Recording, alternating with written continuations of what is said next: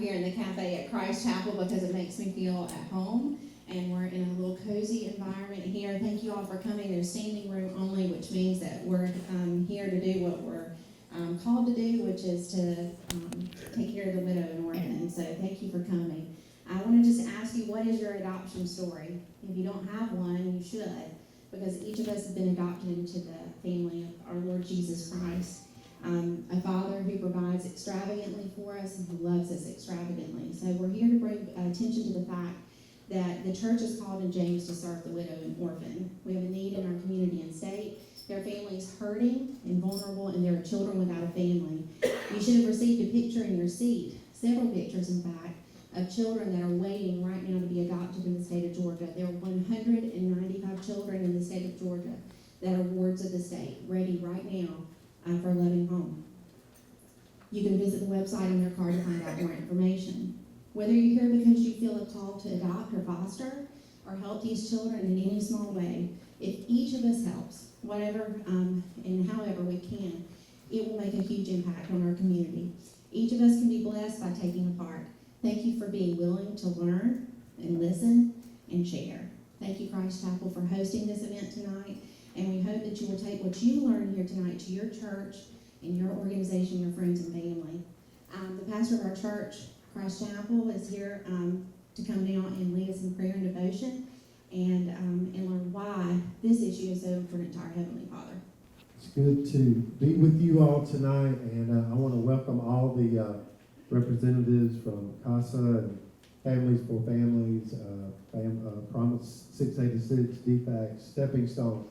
I want to say to all you guys that you are so loved and appreciated, and many times you may not feel that way because of the field that you're in, putting yourself out there continually. But what matters most is what the Lord thinks and what He feels and what He says over your life. And as a shepherd, as a pastor, I want to tell you what an incredible blessing you are to all of our lives and our communities, and for these children, and what fabulous advocates you are.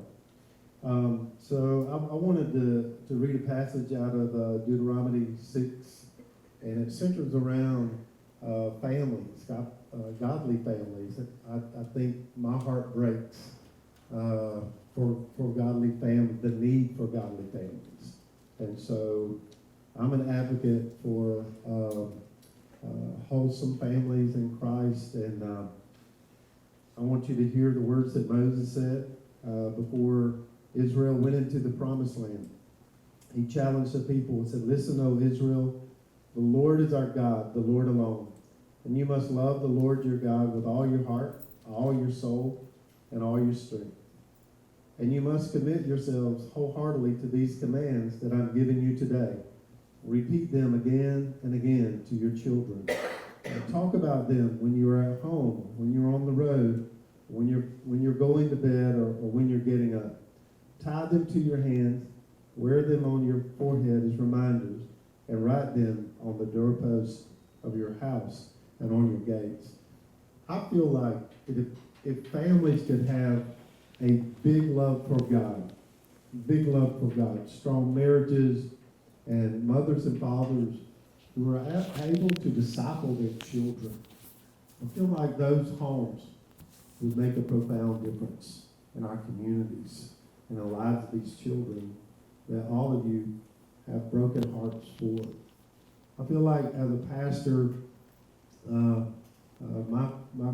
my heart goes out to my flock, for example, and when I hear of advocates like yourself share the vision, my heart breaks, because the reality is we don't have enough strong homes. We don't have enough secure homes. There's many wars and battles going on within homes. My desire is to see lives transformed by the power of the gospel of Jesus Christ, so that we can embrace these missions together. These children who need these homes, that we can have more homes. I'm so appreciative of Sarah and Kurt, who modeled what it means to have a marriage and a family who embraces the idea of sharing their life. Again, my frustration is, and will continue to be, that we need more homes and we need more availability.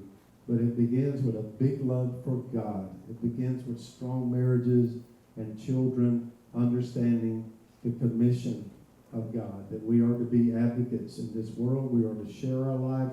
There's a real selfish scene going on in our society today. Everybody, the world teaches us to live for ourselves, and Christ teaches us to share the blessings that he has bestowed upon us. And so it's up to us pastors to take a look at our churches, the local church, share our churches, how ways that we could help and we could respond. But going deeper spiritually and being sure that we're conveying the right message and hope through Christ. So pray for all the shepherds in your city and in your county that we would be more bold in doing that.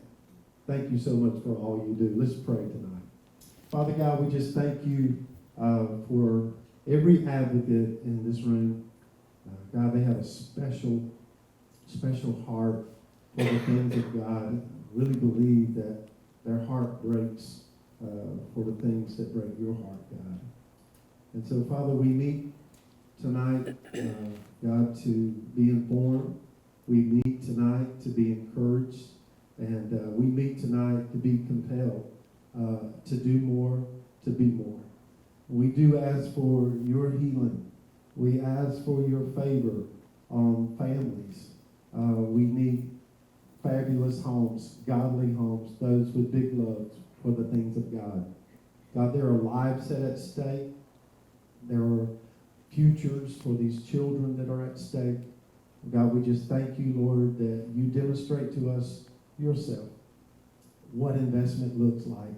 For you so loved the world that you gave the only one of its kind, your only begotten Son, that whosoever would believe on him would be saved and not perish. We thank you for that investment in our lives, and we praise you and thank you that you will give us the boldness and faith to be that investment in others. It is in Christ's name we pray these things. Amen. Have you been thinking about buying or selling a home, but you don't really know where to start? Well, my name is Dwayna Cooper, and I work for Coldwell Banker Curry Residential, and I could make your real estate transaction easy, pain-free, and even a little bit of fun.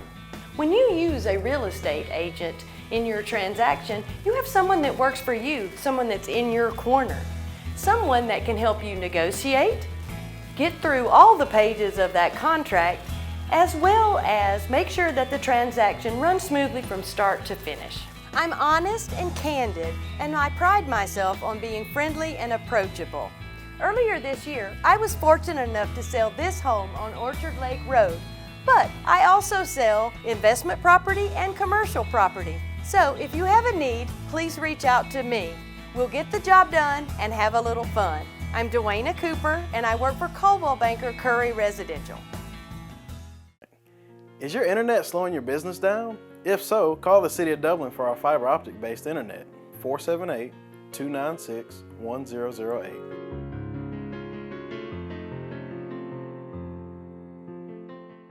We have the great opportunity tonight from hearing from 5 experienced people within our own community. And I just want to thank them in advance for sharing their time. It's a little scary sometimes to share your story, your testimony, and yes, that's the biggest gift that we have to give others. Each of them has a story to tell, a story much too long and important for them to be able to squeeze it into the time that we have allotted tonight. So I hope that you will take an opportunity after the meeting tonight to get to ask them some questions, as well as seek them out in the future if you have questions for the area of expertise. We're going to start with our experienced foster mom, Malia Haskins. Malia, just 2 years ago, we were sitting in impact training together for foster care. Neither of us realizing the journey set before us. And Malia and her husband, Eric, have 2 children of their own. Marley, who's sitting right beside her there, an 11th grader, and Coy, and he's age 8. Their family has been fostering a group of siblings. There are 4 little children, ages 2, 3, 4, and 7 for the past 2 years. I know fostering is difficult. Raising 6 children is challenging. There must be something that overrides those hard times. Can you share with us any specific joys of fostering? Yes, I never realized what a joy fostering would be. It's not an easy road, but the joys that I have are when these children tell me that they love me and that they want to live with me forever.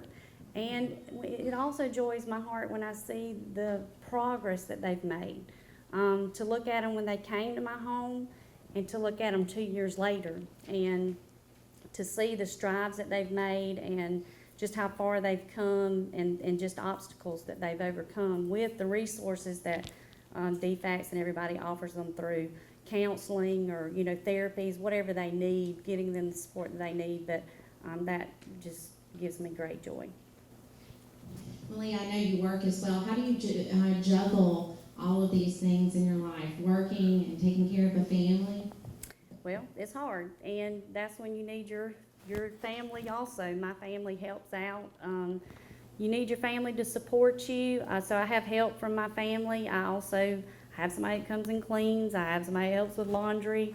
I also have a gracious boss who understands that I have errands to go run, things to go to, doctor's appointments to go to with the kids, and he allows me to do that just so I get my work done, and I always do that. So it takes a great support system. When they say it takes a village to raise a child, it takes more to raise 6. So, but we enjoy it, and we're happy to be able to do it. One more question, Malia. What is the most important lesson you've learned through these 2 years of fostering? Well, I never really understood fostering. I had always heard about it, but I never understood it until I stepped into it. I'm glad I did, though. It's a great opportunity.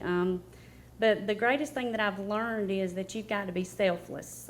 It's easy to be selfish and want to give up, because I've been there several times wanting to give up. But then when I look at my kids, I can't give up because they don't have anybody.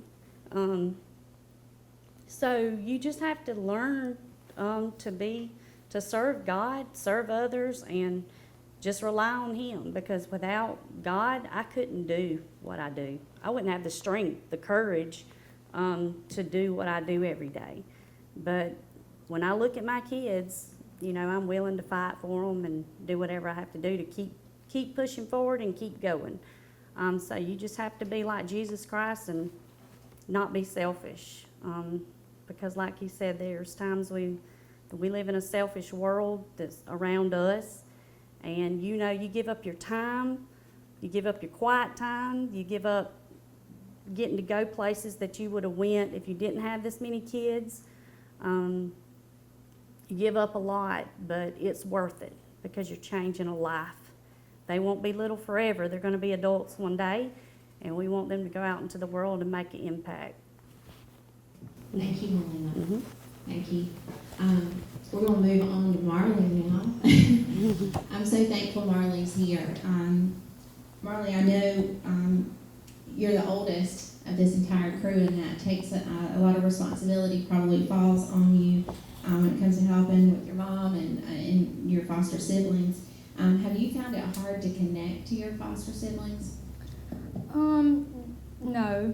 The younger 3 we connected right off the bat because I was always helping and I still always help. But the oldest child, me and him, we haven't quite connected yet. It's a work in progress because of some behavior issues, but we're getting there and we're gonna get there. It's just, it takes time and effort and love. Well, thank you so much for what you do, Marley, for helping, because I know you're making an impact, as well as foster parents making a sacrifice. We know you're making a sacrifice too, and we're so appreciative of the time and the love that you're giving to your little brothers and sisters. We're going to move on now to LaShawna Taylor. LaShawna has been with DFACS for the last 3 years, and she's a case manager here in Laurens County. She's from Laurens County. LaShawna, in your role, what do you see as the biggest unmet need of our community? The biggest unmet need that I see is having the quality time to work each case. Each case, you may go through different things, different problems, different crises may arise, And we have to take priority. What is the priority at that point in time? Therefore, cases that are calm, no issues, may be pushed on the back burner. But I'm a dedicated case manager, and I want to work each case equally, not a case that's having issues, taking more of my time. I want each case to have the equal amount of time.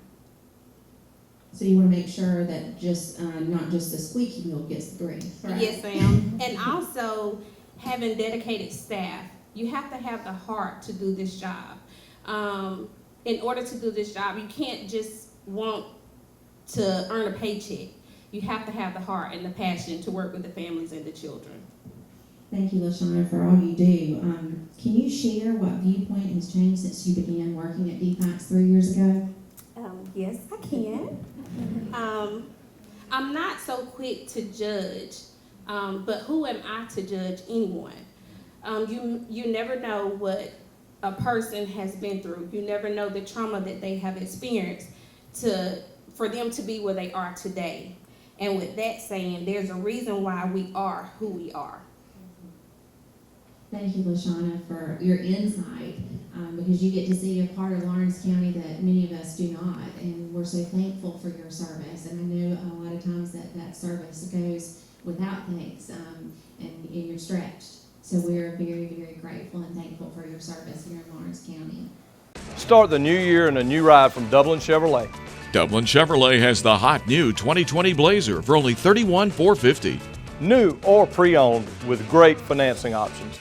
Save almost $4,000 off this 2020 GMC Canyon.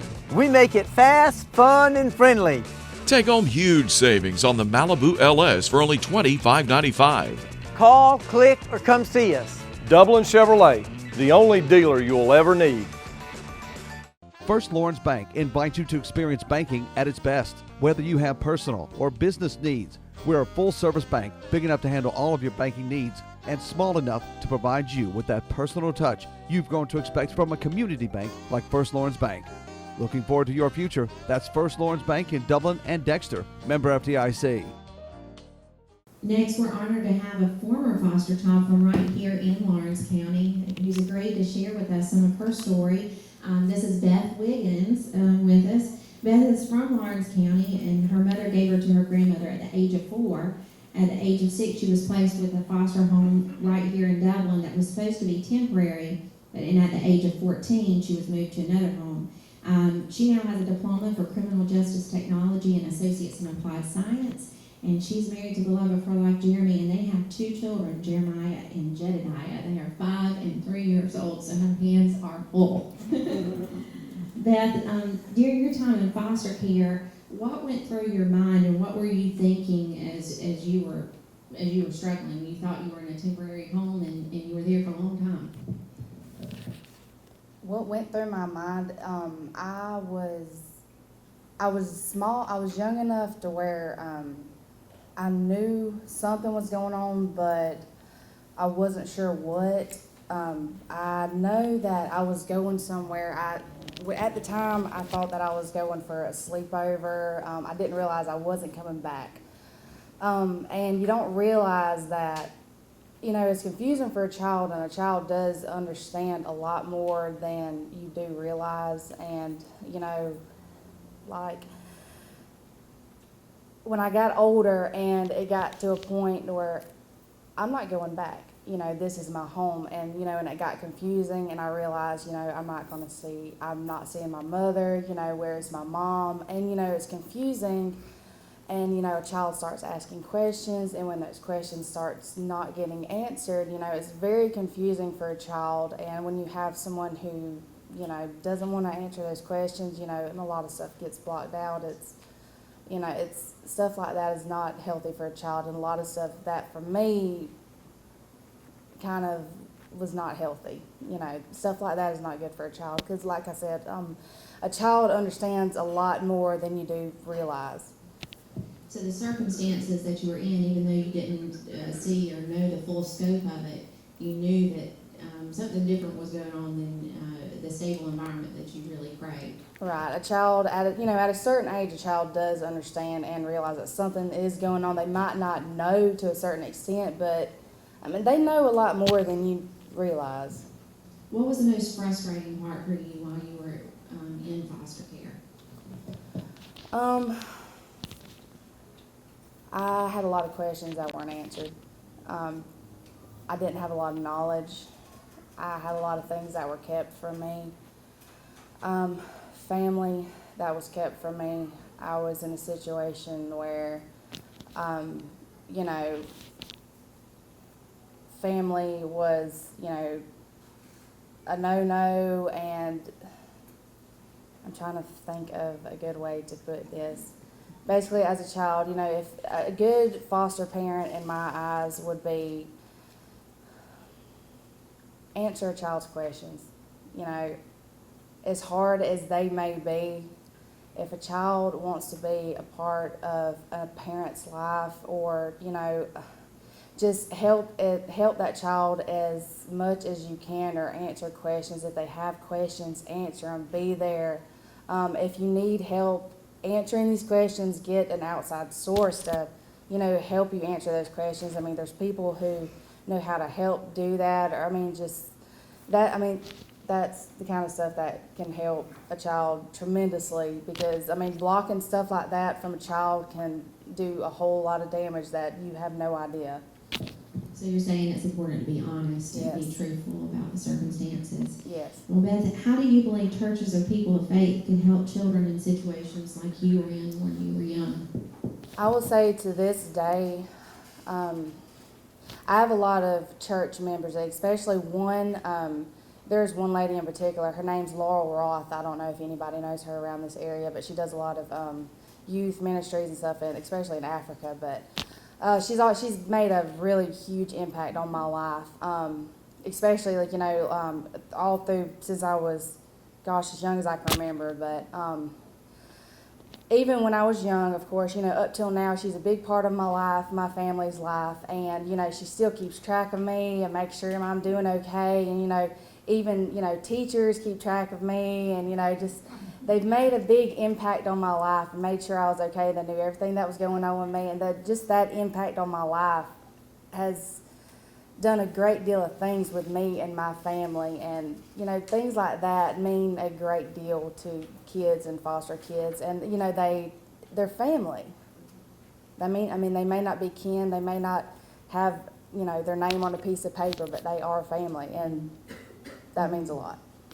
Absolutely. I think we're redefining what family is, and that's what Jesus Christ did for us, didn't he? He redefined what family is. He said, we're all adopted into this family, and so when we share love and we share kindness with one another, we're family to one another. I want to move on to Miss Janice Mazarian. She's a local real estate appraiser that we've known each other for quite a few years and served on different committees together, but somehow our hearts just became enmeshed over the subject of vulnerable children and families here in Lawrence County. We first hosted a foster and advocacy awareness event about 2.5 years ago together, and she's here to answer some questions from a church advocate position. What motivated you to become an advocate? How did you first become aware of this issue in Lawrence County, and what motivated you? I was invited to go to a meeting very similar to this that the state was holding out at the Dubose Border Center, and gave up just a couple hours of the afternoon to go and hear how our church could reach out to the community and to the need in our area. And at the time, the director of the Department of Family and Children Resources, Bobby Cagle, was a former foster child. So he was head of the entire state, but his personal story of being a foster child and a printed book that I think DFAX has back there in the back, very similar to these cards you have on your seat, really shocked me, and I had no clue that we had such an issue in our state, in our nation, in our state, and in our county. And I didn't know that we have books printed that you could look through and pick a child out like a puppy. And it touched my heart, the personal stories like Beth and Malia have told. And I thought, we can take care of our community. And I wanted to bring that back and work with our outreach committee at Dublin First United Methodist and start an advocacy program for the Family Advocacy Ministries, it's called, the FAM. And we not only reach out to foster children and foster parents, but now we're reaching biological families with a tool that this ministry has that you'll hear about. And it's wonderful. I know for a fact that God's called me into helping create this awareness, and I know that He's calling others for different reasons, whether they can donate piano lessons to a foster child, or donate a storage building to the DFAC's office to store foster children's items. He's calling a lot of us for a lot of small and big reasons, and that's how it started for me, and I hope that we keep growing it right here. Thank you, Janice. We just want to thank all of our panelists for being so willing to be honest with us tonight. Thank you so much for coming and spending your time. I'm going to let you go and find a spot to stand. I thought I'd lost my business in that fire, but my agent was there before the flames were out. He said, together, we're going to rebuild. Our employees depended on it. My independent agent and auto owners made sure we didn't skip a beat. I mean, we didn't miss a single payroll. For whatever lies ahead, we're always there. Curry Maffett Insurance, now located in downtown Dublin. Call 272-1234. Dublin-Macon Cardiology, celebrating over 14 years of serving Dublin and Lawrence County. At Dublin-Macon Cardiology, we're always committed to taking care of you and your heart. Bringing state-of-the-art cardiac care closer to home with a walk-in chest pain center. New patients are always welcome and no referral is ever required. Dr. Vega is proud to announce the addition of Elise Rotrammel, a nurse practitioner, to our staff. Drop by today at Dublin-Macon Cardiology, 206A Hospital Drive in Dublin.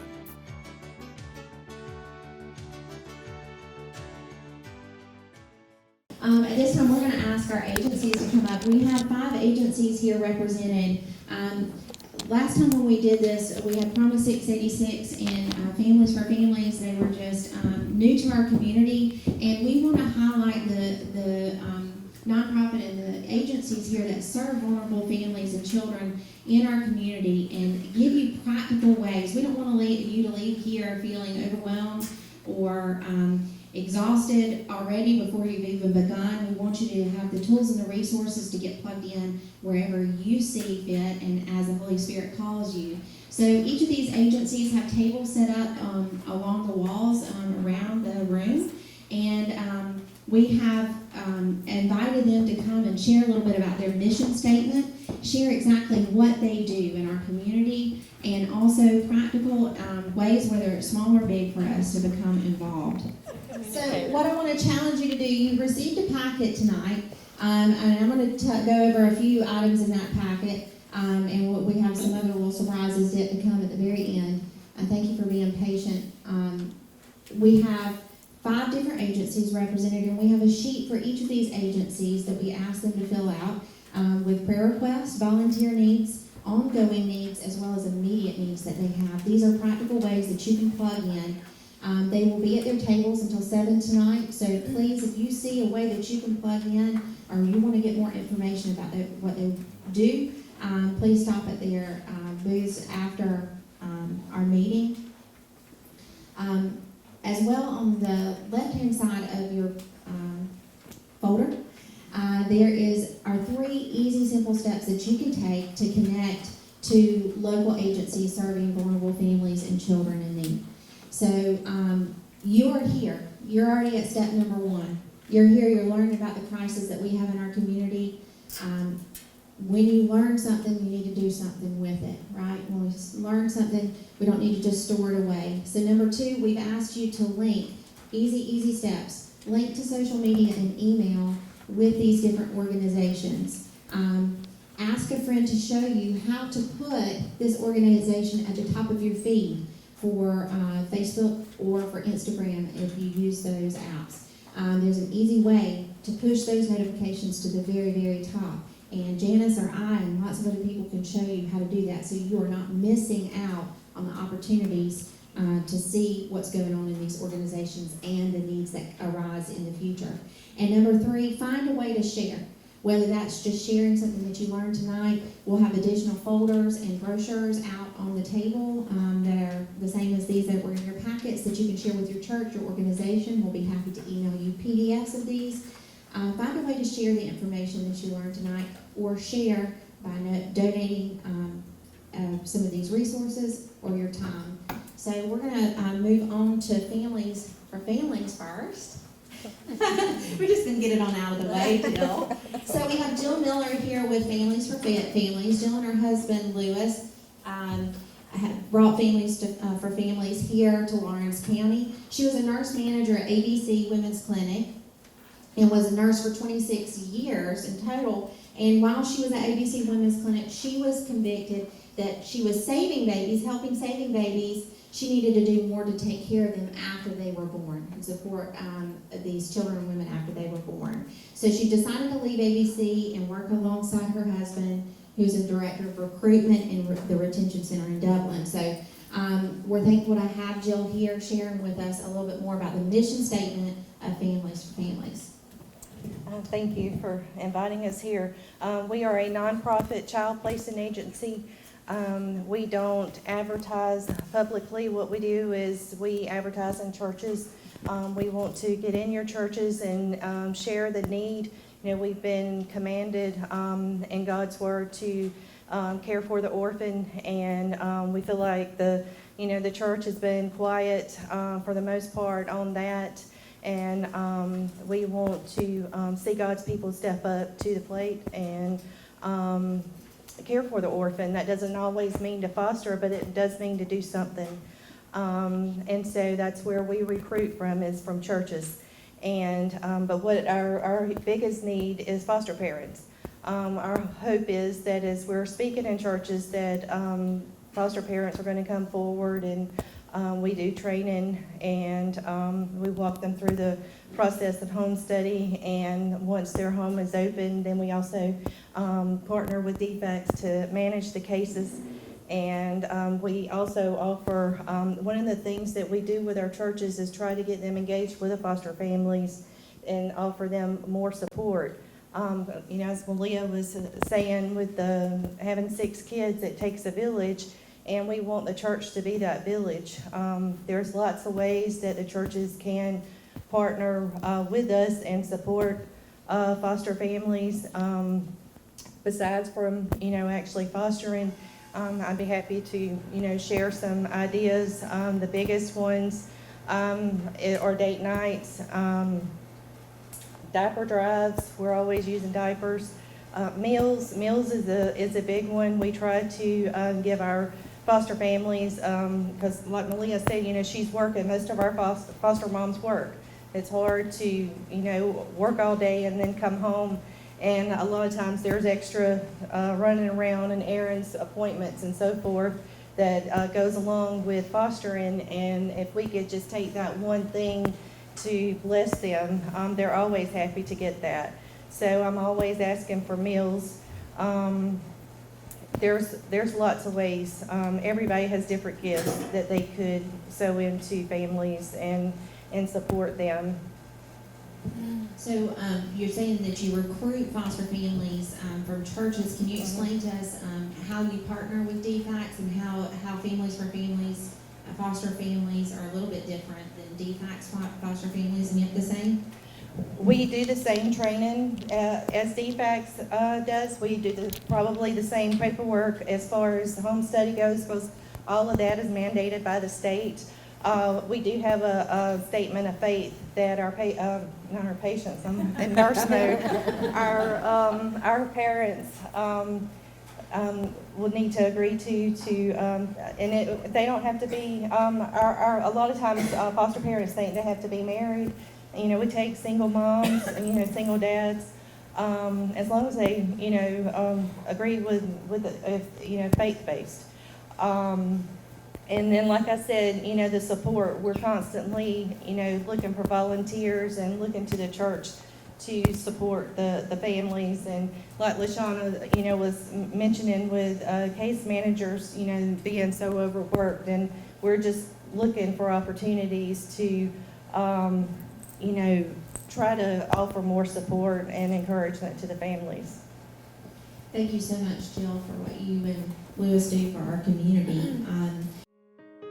Portions of this program are brought to you by Fairview Park Hospital, a leader in healthcare for Dublin-Laurens and surrounding communities, providing inpatient and outpatient surgery options and rehabilitation therapy services. Century 21 Durden Cornegay would like to take this opportunity to thank you for another terrific year. And on behalf of all the agents at Century 21, including Charlene Lamb, David Deeves, Delton Lamb, Benny Helton, Jay Bailey, Raina Duberly, Karen Widmer, Jessica Granger, Jennifer Bradley, Ruth Watson, Sarah Colby, Jim Jarrett, Charlene Brantley, Jody Tanner, Yvonne Robertson, Pam Tillery, and broker George Durden. Thanks for another great year. If you're buying or selling a home, commercial property, or land, count on the professionals at Century 21 Durden Cornegay. For more information, log on to c21dublin.com. Century 21 Durden Cornegay, broker George Durden. We're going to move now to Stepping Stones. Stepping Stones is a nonprofit organization within Lawrence County. They were established in 1999, and since 2012, Brooke Woods has been the executive director and forensic interviewer. And we also have Anthea Poulton, who's pretty new to Stepping Stones, relatively. She's a sexual assault nurse coordinator. They assist law enforcement in DFACs and investigating abuse, and then offer follow-up services for those children who have been abused. Can you tell us a little bit about your organization and how we can plug in? Give us a story. So we envision a community where children flourish free of abuse and neglect. Our mission is to reduce the trauma that children experience once there has been abuse. So I could stand up here for all night long and list some stories, but I wanted to tell you about just one special girl that I interviewed and talked to when she was in middle school. This little girl came, and she was in the 7th grade at the time I interviewed her, and she had lost her mother at the age of 4. Her mother had passed away, and once she became a teenager, she started, becoming interested in boys and things of that nature, and she had a boyfriend. And so she went to the boyfriend's mom and told the boyfriend's mom that her dad had been sexually abusing her since she was about 6 years old. So this little girl had amazing strength. I ended up I tell you this story because I have 4 children of my own and that go to school here in Lawrence County. And I've been doing this job for 8 years. I have seen a child from every one of my children's classes. When we talk about sexual abuse and physical abuse and domestic violence and witness to horrible crimes, people kind of shut their ears. They don't want to think it happens here in the community. Well, this particular little girl, I went to my daughter's awards night back in middle school. She was receiving the highest award in her grade for having the highest average in every class. You might think that's unusual because she was suffering sexual abuse during all this time, but a lot of times when somebody is going through abuse, they either do one thing or the other. They're a perfectionist and they don't want to do anything that's wrong, or they go the exact opposite way. But this girl, she was going through this, she was making it through this, and then finally a couple of years ago, the case finally went to court.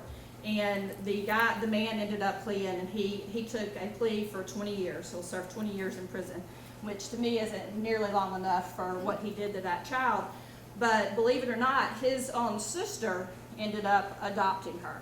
And so she will be graduating from high school, not this year, but next year.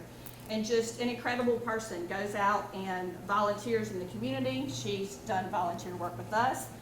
And I'm always a little afraid when I see these people in the community, when I see a child, because I don't want to bring attention to them. And you know, like I said, they've been in classes with my children. And so I don't want them to be recognized as somebody that, you know, may have been abused. So I'm real hesitant to ever speak up or say anything to them. But amazingly enough, a lot of these kids will come to me and they'll say, you know, I remember you and I remember talking to you. So I think what I want to impress on you all tonight is that, you know, the Bible and Jesus does call us to take care of the children.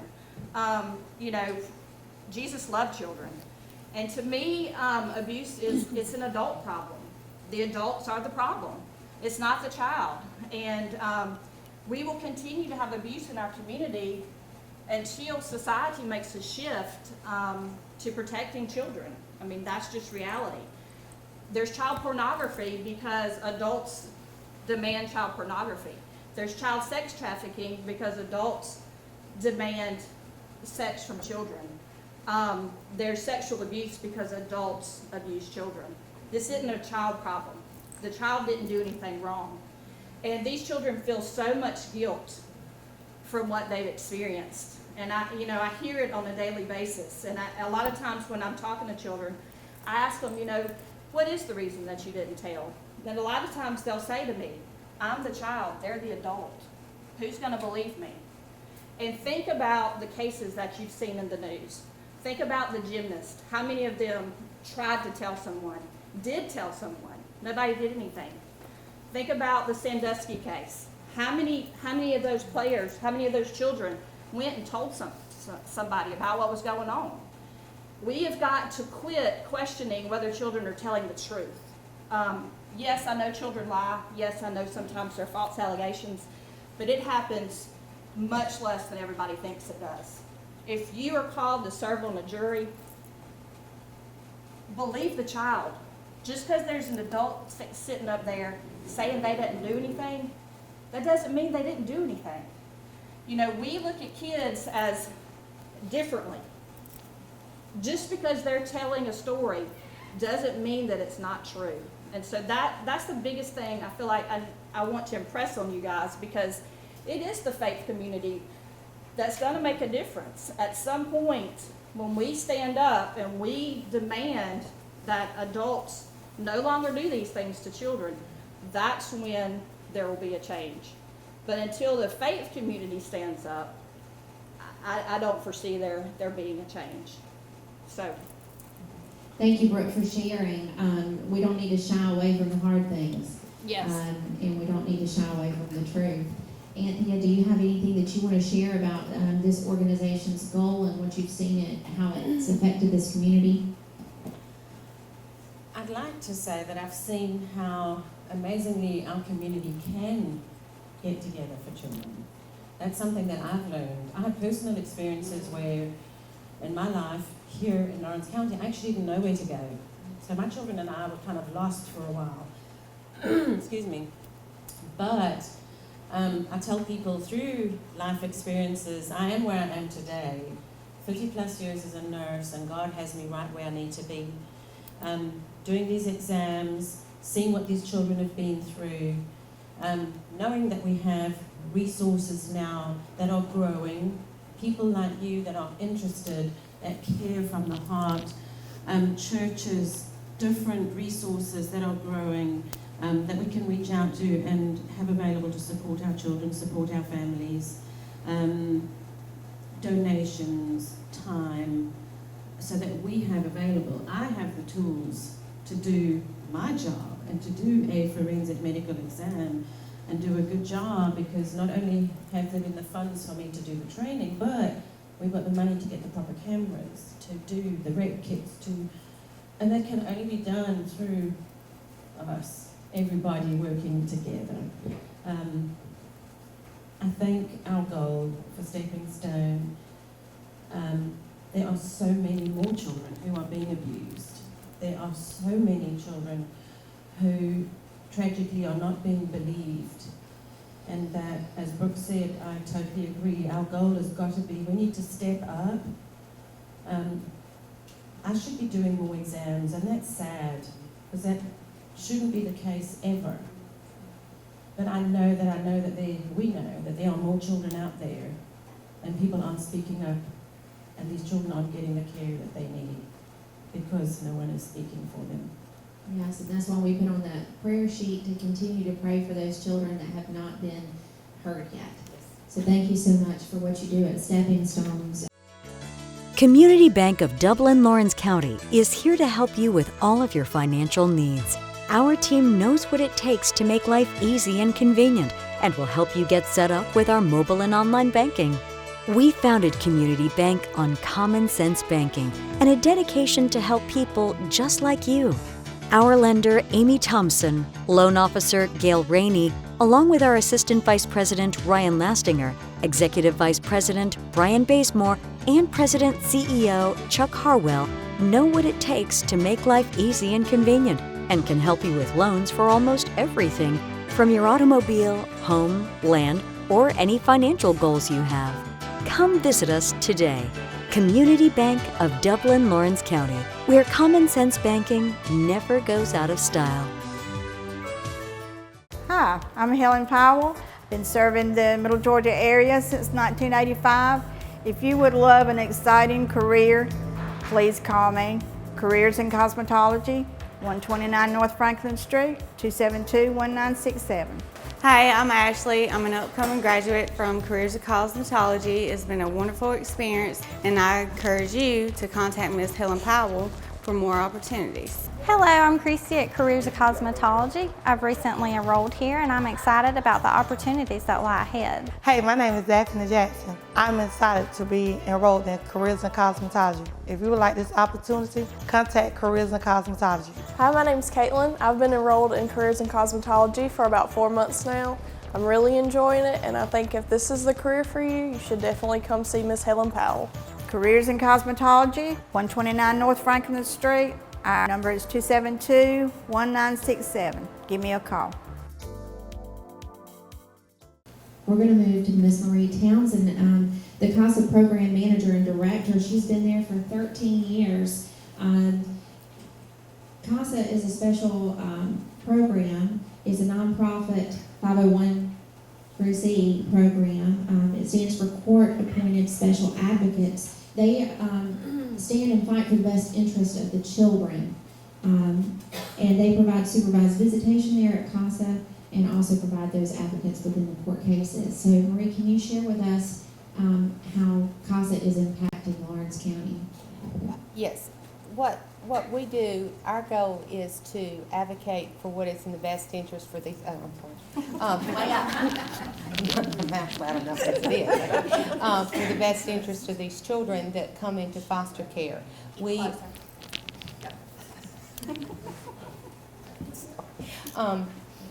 are court-appointed special advocate. We are appointed by the juvenile court judge to be their eyes, ears, and voice.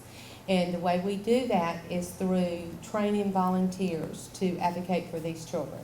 Our children are the children that, unfortunately, that have come through Stepping Stone and are in foster care. Most of us where our children come from. Our children are, as Brooke said, they're the victims also because they get removed from their home at 1, 2 o'clock in the morning, and they get to go live with strangers. And fortunately, we have awesome foster parents back here that she has done an awesome job and come a long way with her children. And there's some others out here that have come a long way with their children that we've watched thrive being with CASA. But we can't do what we do without the support of the community, the faith community. We train and advocate you to advocate for what is the best interest of that child. We tell people DFACS advocates for the whole family. Our sole purpose is the best interest of the child. We make those recommendations if the child can go home. We make recommendations if we think there might be other things that they need. We work closely with DFACS. We report to the court. We even make recommendations when the child can't go home. If you've ever talked to a child and asked them what they wanted, and a child looks at you and says, I want a mommy, I don't want a daddy, and you'll say, why do you don't want a daddy? because daddy puts needles in his arms.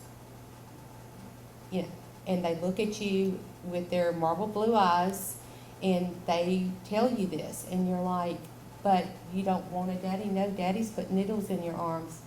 That means they've watched their daddy shoot up drugs. To them, it's you know, they know it's wrong, but they also know that if they're going to get their meal because of that, they've got to go dig in a trash can to find their meal. Or they can't wake up their mom and daddy because their mom and daddy is so high that they're using the drugs. Or unfortunately, they may use that child in other ways to be able to get what they need. And that's not right. If you've ever watched a child sit in our supervised visitation center and look out the window and say, why aren't my mom and daddy here? Try to explain that to a 7 or 8 year old why mom and daddy aren't showing up. Or why mom and daddy walk in and they're all excited because it's their birthday. And mom and daddy walk in like it's just another day. So that's some of the things that we try to help provide in our visitation center. Birthdays, where birthday cakes, just little simple gifts, just anything that we can let the child know that they're special. We helped over 126, 27 children right here in Lawrence County at Christmas, working with DFACS to make sure they had an awesome Christmas.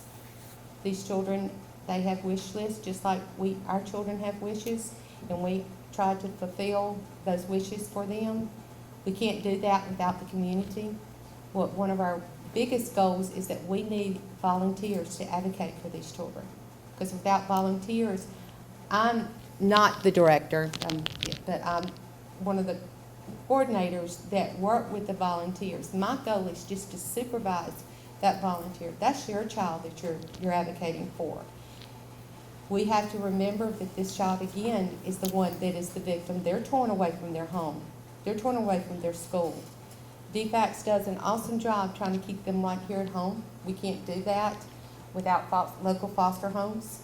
But if you ever find it where you see a child and they look at you and they ask you questions and you want to answer them, and it's hard when you know that you're going to have to eventually tell that child that they're not going to get to go home.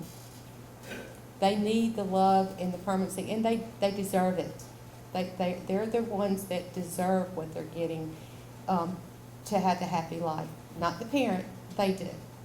And if you ever, I stick my neck out a lot of times and I try to help these parents get in drug rehabs or get into other places to help them. But until they want it, it's not going to work. And I tell myself every day, this is the last time I'm going to help a parent because, but then I do it again the next day. Because our goal is not to keep the child from the parent, but to reunify them if possible. But if not, we need to be able to recommend to the court what we feel is a safe, permanent, loving home for this child. So if you find it, we do have, please sign up and you can join, get our newsletter.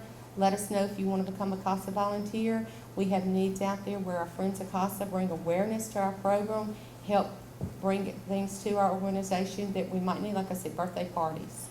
It's amazing when a child lights up and they just see a birthday cake sitting in there because somebody remembered. Anything that you can find in your heart to help us, to help these children, because they're the reason that we're here, but we can't do it without the community. So thank you so much, Marie, for sharing with us what CASA does. I'm Glenn Register, and on behalf of all the employees at Hometown Supply, I'd like to take this opportunity to thank you for allowing us to serve you over the past 34 years. We have everything from four-wheelers and golf carts to cell phones and computers to flat screens and appliances. Come by today and let me show you what I will do for you. We have affordable payment plans to fit your budget. Just remember, if you can't do business at Hometown Supply, you just can't do business. From humble beginnings with a desire to serve the Dudley community, Bank of Dudley has grown to 5 locations, serving Lawrence, Twiggs, and surrounding counties.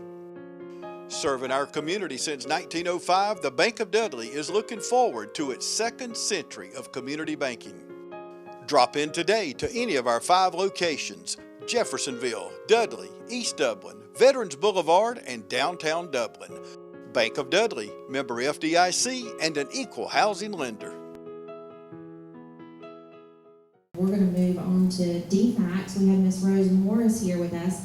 She's worked with DFACS for over 20 years, and she is our regional C3 coordinator.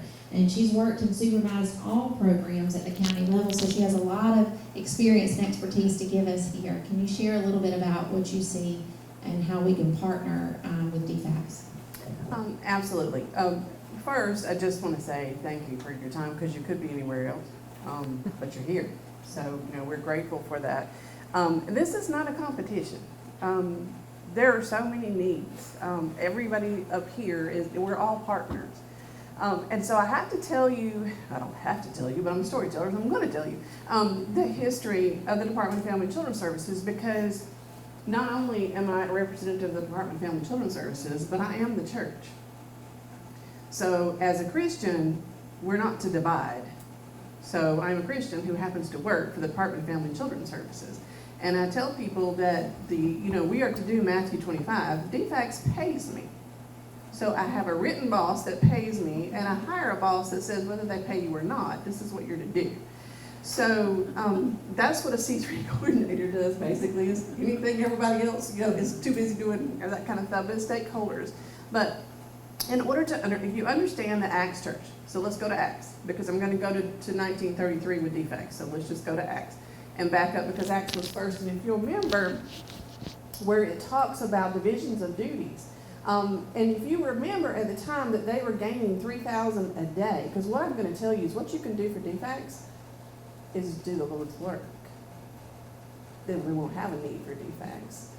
And if I have to look for a job for that purpose, then I'm good. I'm good. He'll give me something else to do.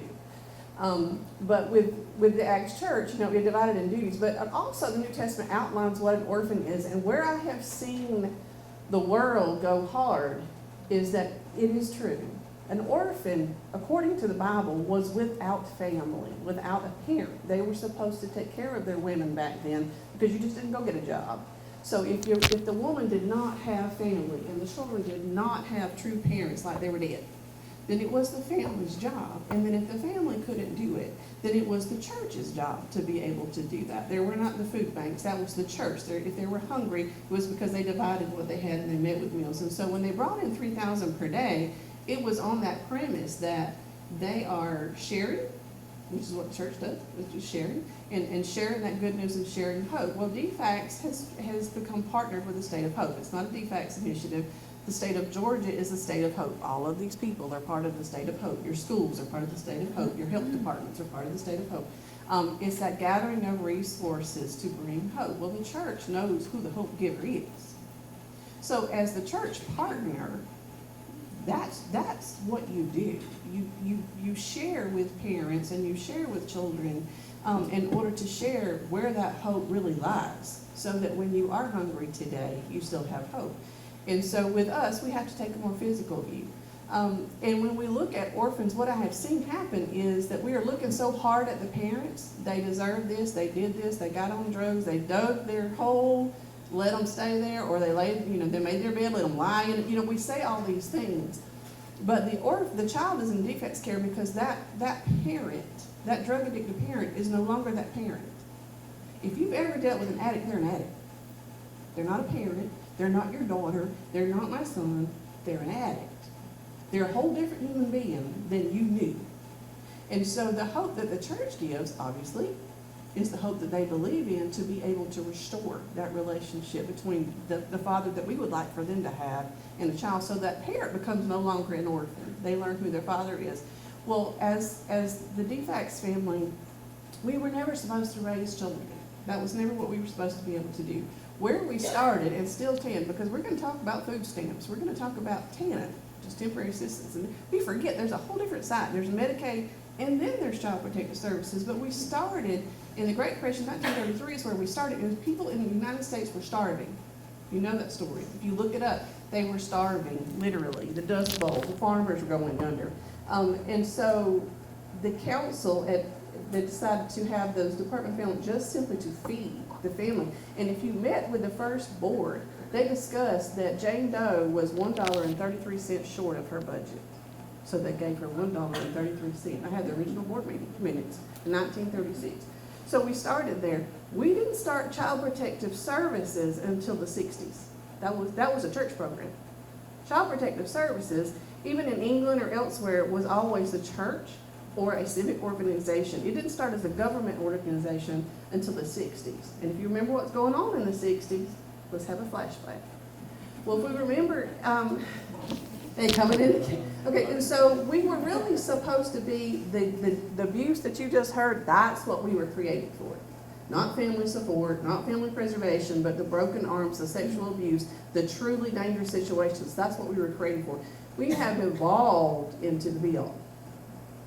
Just like the school systems, just like your church, just like we have all of a sudden needed to fix all the wounds and heal all the hurts and create, and so we have become overwhelmed. And so where you look as what does Department of Family and Children's Services really, really mean, is each member of your community to be the member of the community that you are, in the church, to be the church, because you hear right now, if you're anywhere and somebody's receiving SNAP, which is our food stamps, and they tell you that their review, they turned it in November, December, and we haven't finished it yet, that might be a true statement, because we're overwhelmed. Okay, but let me ask you this, and I'm not asking the church myself, where I sit in my hometown, there's enough churches on every corner that whether their food stamp review is done or not would not make one bit of difference if one church at a time opened up their kitchen one afternoon for lunch, one afternoon for dinner, and one afternoon for breakfast. It wouldn't matter if there was anything in the food bank. It wouldn't matter if your food stamp case was done. It wouldn't matter because, quite frankly, they would be hungry. And I'm talking, it doesn't have to be 4 courses. I saw a church the other day giving them out on the side of the road as a sack lunch and advertise it on Facebook. Don't negate how important each individual person is. Everybody has a gift. There's a list of things, because like her, we could talk about this forever. I've been around 20 years. There's a list of things in here that Lawrence County DFATs could use. If you're not from Lawrence County, because we invited some other people, all of your DFATs, so there's some particular things in here. So for those people who just really want to target, there's some things in here. There's also feminine hygiene items. There's suitcases, there's backpacks, there's toothbrush, there's toothpastes, there's school supplies, because sometimes, quite frankly, children come in and they come in and care very quickly, and we're changing schools because we have to, because we don't have enough foster parents, and we're taking them to North Georgia or further South Georgia or West Georgia, and so sometimes those case managers really just need that immediate information, those things to be able to give that child, so at least they belong to them. It's not a trash bag or just a bag, it's something that belongs to them. So there are things that you can do, but I ask you to reach a little further, because we have small churches and we have mega churches. Everybody's gift matters. We want to tie the church to the Department of Family and Children's Services. Everybody's gift matters. And so where I would not be the one, and my DFACS already knows this, I would not be the good foster parent. That's not for me. I'm the person that protects the child and finds the resources. I want to make sure that everybody protecting the child has what they need, and I'll go find some more resources. I'm also mission outreach. So I know what it's like to do street ministry, do it at First Saturday in my area every first Saturday. And you just go out and meet people where they are. So if you have someone in your church, what we would really like to do is not have foster children. We would really like to head that off in the very beginning. So if you know that you have someone in your church that's a retired lawyer,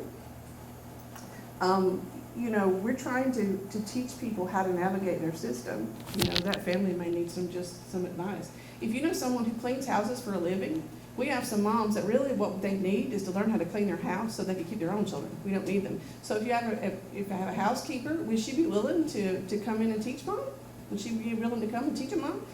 If you have someone that loves to bake the casseroles, can put them in the freezer, and the next time foster mom needs one, you just go give it. If you have someone who can there's donators. We love donators. Donators are good. Money is good. But you have a mission fund for that. So if you already have a mission fund, think foreign missions, home missions. This is your home mission. This is the family mission. So put your skills to use where they may be used. Sometimes we think it's so big we just can't touch it, so just touch one thing. Say, our outreach team, where I'm from, our mission out team, is made up of church misfits.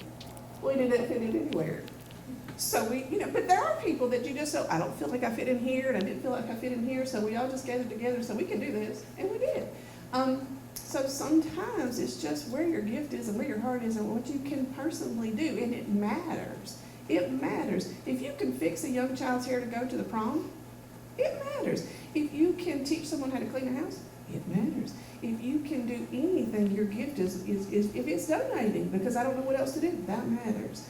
But never negate it. So we're trying to wrap ourselves around our families. So if your church is open to not just foster care, because we do need foster families, and I'll be honest, when I took this position, there were 630 some odd foster children in Region 9, 18 counties, and it was 81 homes, Dana, maybe? So guess where all the rest of those kids went? They were scattered all over the Department of Georgia. So we want to bring them home, because regardless of what's going on, it's home. And when we take them out of their community, we take them away from their church, we take them away from their school, we take them away from their friends, we take them away from everything that they know and put them somewhere that they're not comfortable with.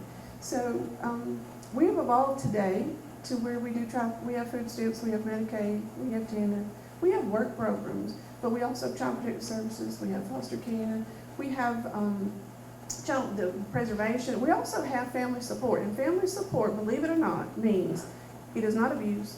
It is not neglect. It just simply means if somebody else would help this family, defects wouldn't be involved. Poverty.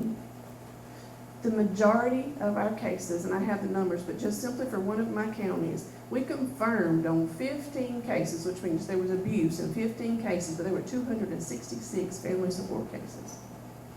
That means that we didn't need to be there. If somebody had wrapped around those families, and just for a minute could teach them something and show them that we talked about family, somebody talked about family and love and fathers and mothers. Well, when you're adopted into the church, you've just got your sisters and your brothers and your family, and they're black and they're white, and it doesn't make any difference in the church. So showing them that you have family regardless of the bloodline is really important. So I could go on, but I know we're all tired. But if that's what you can do for the Department of Family and Children's Service, and know now that if you didn't do anything but show up today, I appreciate you, and so do the rest of us. Thank you, Rose, for reminding us of who the church is and how each of us can make an impact. When you want convenience, you want Neighbors Express, where you'll always find friendly, courteous service every time you visit us. Fill up with pay at the pump. Take advantage of our bigger and better selection of beverages and tobacco products. Enjoy our popular crushed ice with your favorite fountain drink. And you can always enjoy a fresh hot breakfast, lunch, or dinner. So stop by and see us today, where it's always convenient and friendly. Neighbors Express, locations at I-16 at 441 and in Cedar Grove, where we provide farm fuel for all our customers. When you want convenience, you want Neighbors Express.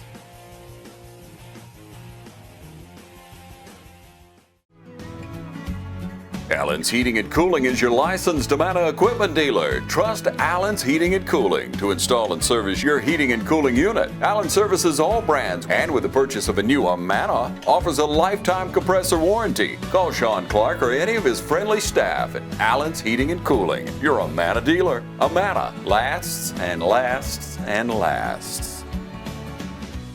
We're going to close with Promise 686. And they're going to share a little bit. This is Katie Tadero, and she lives in Savannah, but she serves Lawrence County here with Promise 686 and Care Portal. Okay, that's a big act to follow, Ms. Rose. But I love you, Katie. You're going to do a good job. So thank y'all for having me. I am Katie, and I work with Promise 686, and we are a ministry that helps to support churches. So if you've heard anything today and you're like, I'm a part of a church and I would like to help vulnerable children or families, we can give you the tools that you need to do that. So we are not a child placing agency like Families for Families. We simply work to empower the church to serve these children. We have a tool that's available here in Lawrence County that's called Care Portal. What it does is it allows our DFACS case managers and our social workers here at the Lawrence County school system to input tangible needs that they experience in the community. So maybe a family needs a bed for their children to come home from foster care, or they need extermination services to keep their children from coming into foster care. Whatever the case may be, they can go back to their office, simply type like they're typing an email, and the request will come to churches that are participating right here in the community, and then hopefully someone who receives the email can respond and meet that need. They then take the item to the family and provide a connection point with them. So it's not simply bringing just a bed and then see ya. It's really, can we pray over you? Can we invite you to Vacation Bible School? How can we pour into your life and help to restore these relationships and really to be the church to these families in our community? So really, if you can accept an email, I know we all get a lot of emails, but if you can accept an email from your local DFACS workers, then really just being aware of what's going on into your community, praying for those families now that you are aware, and if you have the item, meeting that need. We hope that that's not only a gift to the children and families here in the community, but also to your overworked social workers at DFACS to know that their community, that the churches are behind them, and that you here are taking care of these children so that they don't have to spend 3 hours on the phone trying to track down a bunk bed. They simply can type that email and hopefully someone will respond. With Promise 686, the greater ministry, we help the churches to create what we call care communities. So that's typically 6 to 8 equipped volunteers that are going to surround a foster or adoptive family, or even a biological family that's just recently had their children come home, or is at risk for their children coming into foster care. And those volunteers are going to bring them meals, they're going to babysit, they're going to mentor those children, pray for them. They're going to be the lifeline from the church to these foster and adoptive families. We know that 50% of foster families will quit fostering within their first year because that village, sometimes they're there for the first few weeks and they start to trickle off. And so, as you've heard, having a village is required, really, to foster. That support is just abundantly necessary. And so if a family has that support of a care community, they know they're going to be with them for at least a year, hopefully longer if they keep fostering. And with the support of a care community, we've seen that 90% of foster families will continue fostering past the second year. So that's an amazing retention tool. And so we're very pleased for churches here in this area to start doing that, and for everyone to sign up for Care Portal as well. That is active here in Lawrence County, like I said. DFACS is utilizing it very well. And so we'd love to have some more churches on board to help spread out the needs that are happening. Katie, how many churches do we have currently signed up for Care Portal in Lawrence County? I believe there's 6 here in Lawrence County. Okay, so we have over 200 churches in Lawrence County and only 6 are utilizing this free tool. So go home to your church and find out about it. Thank you each for coming. Although we're adjourning our meeting, remember that our booths will be open for a few more minutes.